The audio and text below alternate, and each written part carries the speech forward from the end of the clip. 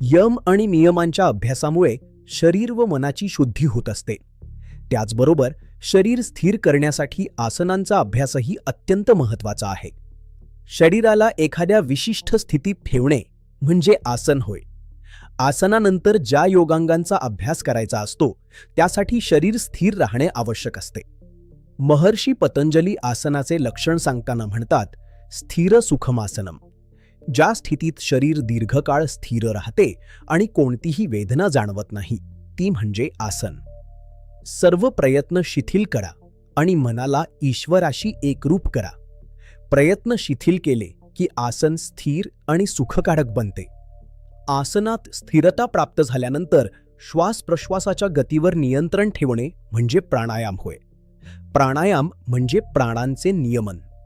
स्वामी विवेकानंद प्राणायाम समजावून सांगताना एक कथा सांगतात.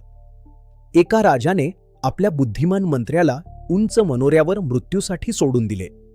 मंत्र्याच्या पत्नीने एका भुंग्याच्या पायाला रेशमी धागा बांधून त्याला मनोऱ्यावर सोडले. मधाच्या आकर्षणामुळे भुंगा वर चढला आणि मंत्र्यापर्यंत धागा पोहोचला. श्वास प्रश्वास हा त्या रेशमी धाग्यासारखा आहे. त्याच्या सहाय्याने आपण प्राणांच्या नियंत्रणापर्यंत आणि अंतिम ध्येयापर्यंत पोहोचू शकतो. आपल्या शरीरात प्राणशक्ती 5 प्रकारे कार्य करते: प्राण, अपान, व्यान, समान आणि उदान. यावर नियंत्रण मिळविणे म्हणजे खऱ्या अर्थाने प्राणायाम. प्रत्याहार म्हणजे इंद्रियांना त्यांच्या विषयांपासून परत आणणे. संत मीराबाई म्हणतात, माझे डोळे आता बाह्य जगाकडे न पाहता अंतर्मुख झाले आहेत.